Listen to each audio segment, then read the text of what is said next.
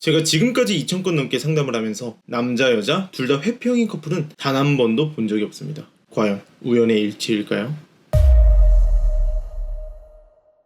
안녕하세요, 아로제입니다. 사람들이 회피형은 만나는 거 아니라고 입을 모아 이야기하는데 막상 그게 내 일이 되면 마음처럼 쉽지 않죠. 그런데 제가 사람은 모두 회피형이에요 라고 이야기한다면 여러분은 이 말을 믿으실 수 있나요? 보통 회피형 이야기가 언제 나오냐면 평소에는 아무 문제 없이 잘 지내다가 싸우기만 하면 회피하는 모습을 보고 회피형이라 하거든요. 원래 사람은 감당하기 어려운 스트레스가 생겼을 때 이 스트레스로부터 회피하고 싶은 본능이 있습니다. 치킨 먹다가 체하면 다음날 치킨을 못 먹는 것처럼요. 이걸 인간의 생존 본능이라고 하는데 많은 분들이 회피형의 개념을 헷갈려는 것 같아서 잠깐 설명을 드리고 넘어가 볼게요.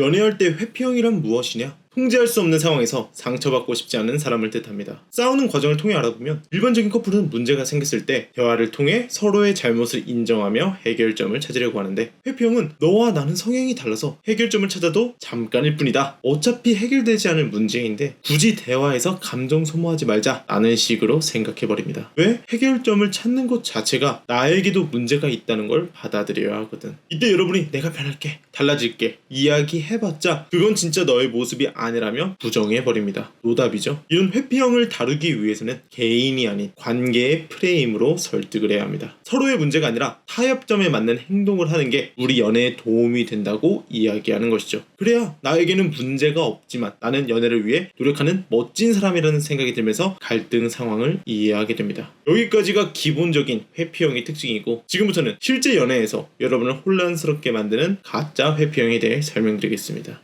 보통 다툼이 생겼을 때 말빨이 딸리거나 싸움이 끝날 기미가 안 보일 때 한쪽이 일방적으로 회피해버립니다. 앞서 설명드린 인간의 생존 본능 때문인데요. 이때 회피하는 사람의 무의식 속에는 여러분에게 복수하고 싶은 심리가 생깁니다. 연락을 무시하고 숨어버리는 게 비겁한 행동이 아니라 내가 받은 상처를 똑같이 돌려주는 것뿐이라며 합리화하는 것이죠. 이러한 상황이 너무나 답답한 나머지 여러분이 먼저 사과하거나 답장 안 하면 끝이라고 협박하는 경우가 많은데 이럴 경우 상대방에게 주도권이 넘어가게 되고 자존심을 건드려서 이별을 맞이할 수도 있습니다. 아로제님, 진짜 회피형과 가짜 회피형을 어떻게 구분하죠? 전자는 먼저 시간을 달라고 요구하는 경우가 많고 후자는 일방적으로 잠수를 타버립니다. 그렇다면 가짜 회피형은 어떻게 대처해야 할까요? 상대방의 보복 심리를 역으로 이용하는 것입니다. 처음에는 상대의 비위를 맞춰주는 거예요. 스트레스를 줄여서 여러분의 신뢰도를 높이는 것이죠. 내가 너였어도 지치고 힘들었을 것 같다. 조금이나마 마음이 편해졌으면 해. 처럼 문자를 통해 이해와 공감을 해주세요. 이때 상대방은 본인이 이겼다고 정신승리하고 있겠죠. 이제부터 여러분은 잘 사는 모습을 보여주셔야 합니다. 외모에 변화를 주고 취미를 즐기면서 카톡이나 SNS로 근황을 알리는 것이죠. 언제까지? 상대방에게 먼저 연락이 올 때까지. 연락은 보통 사과, 화내기, 이별 통보 순으로 많이 오는데 중요한 건 어떻게 연락이 오든 상대방을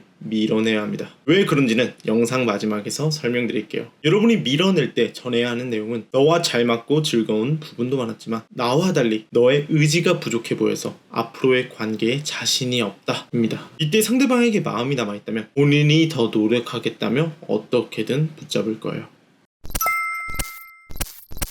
회피를 하고 나서 쉽게 관계회복이 된다면 학습이 되어서 다음에도 회피를 하게 됩니다. 반대로 여러분을 잃을까봐 두려움이 앞서면 회피를 하고 싶어도 못하는 상황이 생깁니다. 저는 여러분이 상대에게 두려운 존재가 되었으면 좋겠어요. 오늘 제가 준비한 영상은 여기까지입니다. 도움이 되셨다면 좋아요, 구독 한 번씩만 꼭 부탁드리고 저는 다음에 더 유익하고 재미있는 영상으로 인사드리겠습니다. 아로제였습니다.